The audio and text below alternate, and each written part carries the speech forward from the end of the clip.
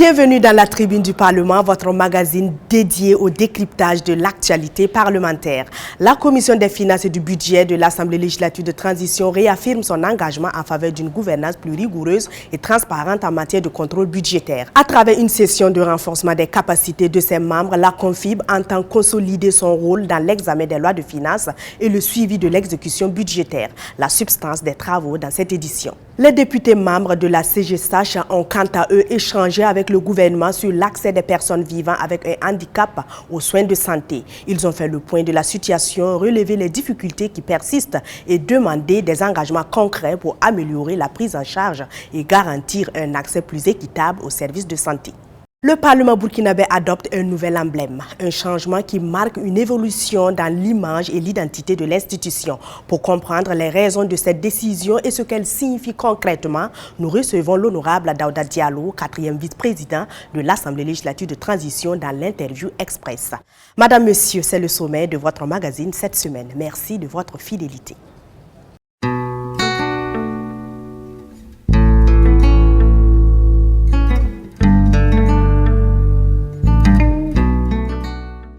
Comme annoncé en titre, les membres de la Commission des finances et du budget CONFIB de l'Assemblée législative de transition ont tenu durant 5 jours une session de réflexion stratégique présidée par Moussa Nombo. Cette rencontre a porté sur l'évaluation du processus d'examen des lois de finances et des autres projets de loi par la CONFIB dans un contexte de défis multiformes.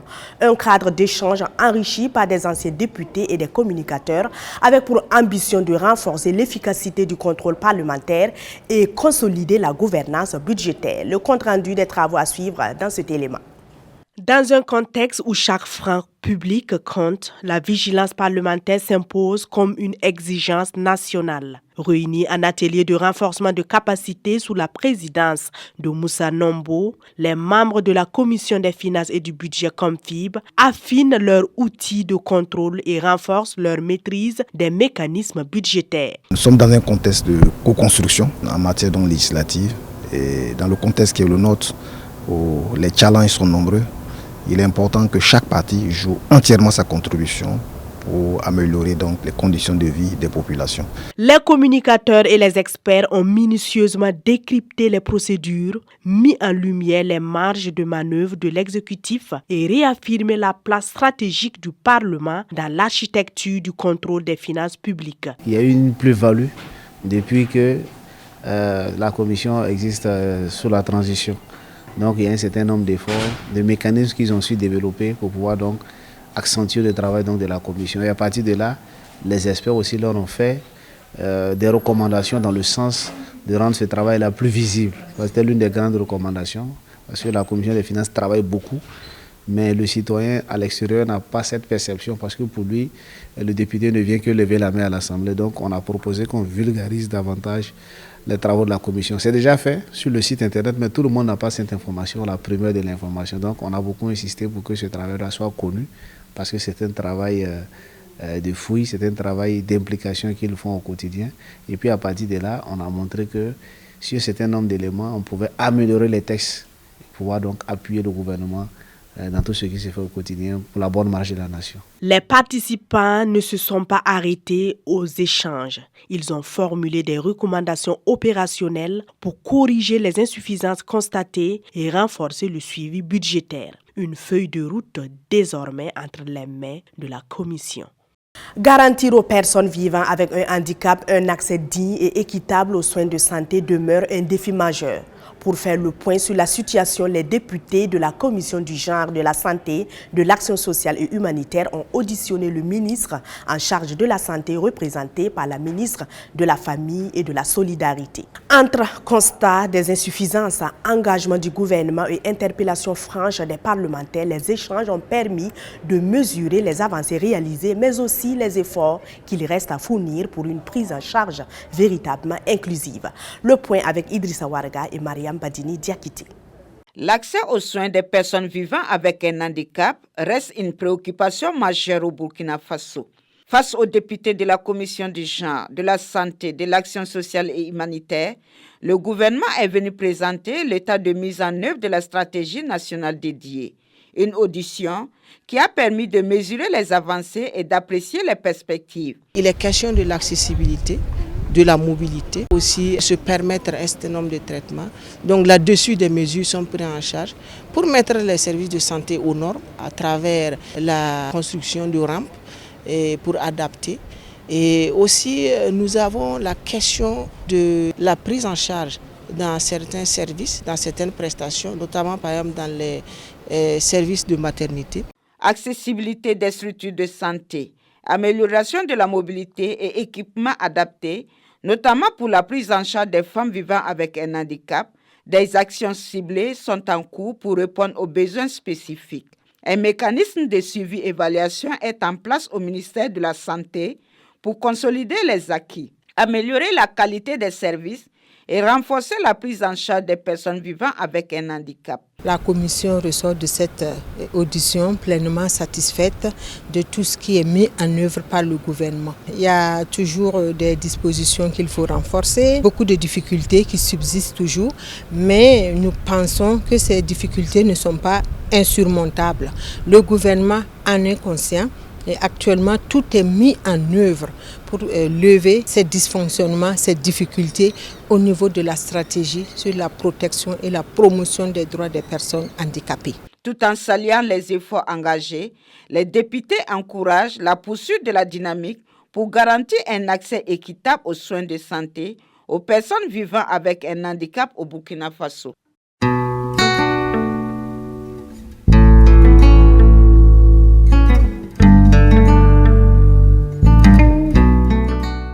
Le Parlement burkinabé dispose désormais d'un nouvel emblème, un changement qui consacre un tournant majeur dans la vie de l'institution.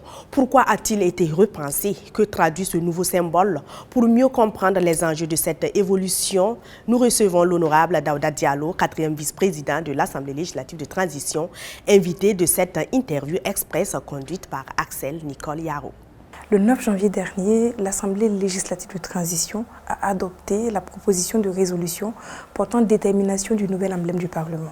Pourquoi était-il nécessaire de repenser l'emblème du Parlement en vigueur depuis 2022? Quelles étaient les limites de l'ancien emblème? L'emblème du Parlement existait depuis mai 2002.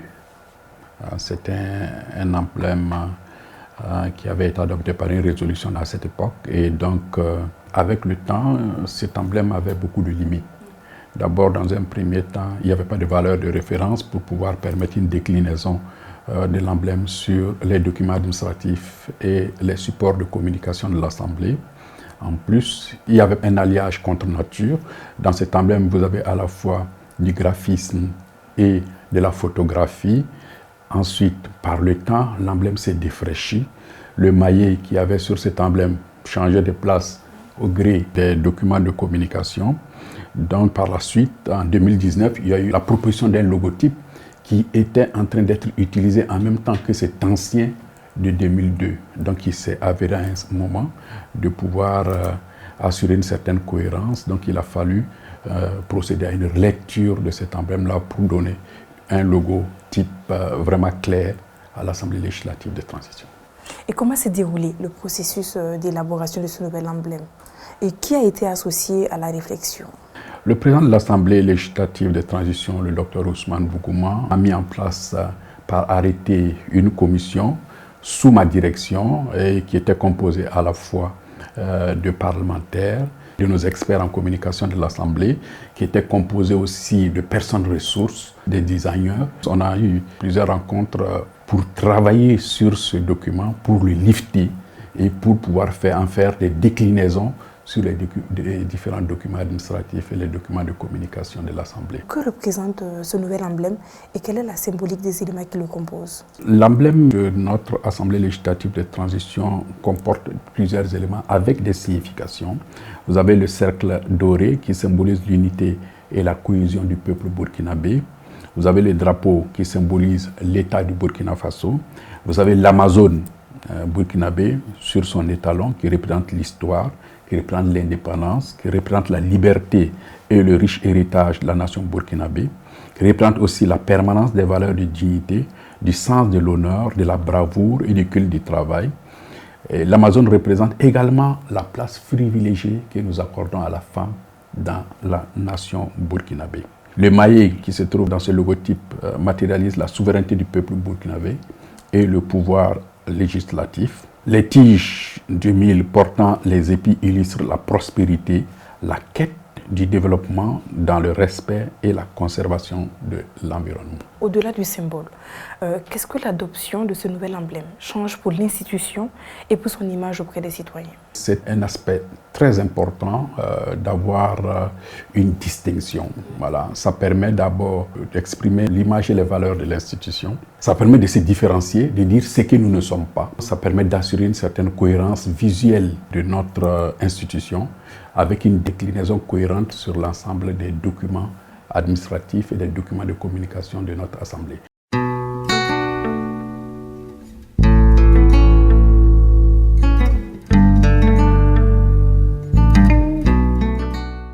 Le terme burkinabé apparaît dans de nombreux textes et des projets de loi soumis à la sanction de la représentation nationale.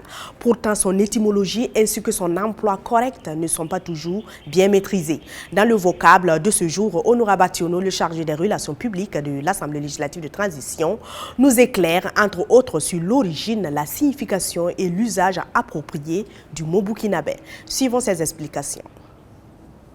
Le mot burkinabé a fait surface officiellement pour la première fois à l'occasion de la célébration de l'an 1 de la Révolution démocratique et populaire en 1984. En effet, à cette période de fin juillet, début août 1984, les voltaïques et le monde entier apprenaient que dorénavant, la Haute-Volta s'appellerait Burkina Faso et dans le même temps, et c'est cela logique de nos propos, les habitants ne s'appelleraient plus des voltaïques, mais des burkinabés. Burkinabé est un mot qui vient de la langue nationale foufoudé, qui signifie habitant du Burkina. Le mot burkinabé est composé de la racine burkina et du suffixe bé. Ce n'est pas un mot qui obéit à la logique de la langue française. La preuve, burkinabé se termine par un E accent grave. Il ne peut donc être accordé. Il est invariable. De plus, l'intonation ne devrait pas porter à confusion. Nous ne sommes pas des burkinabés, nous sommes plutôt des burkinabés. Toute personne originaire du Burkina est un burkinabé, qu'il soit un homme ou qu'il soit une femme. C'est un mot unique, quel que soit le genre utilisé. C'est tout pour ce numéro de votre magazine La Tribune du Parlement. Merci de nous avoir suivis. Vous pouvez retrouver toute l'actualité parlementaire sur nos différentes plateformes numériques. Rendez-vous la semaine prochaine pour un nouveau numéro consacré à l'actualité parlementaire. Au revoir.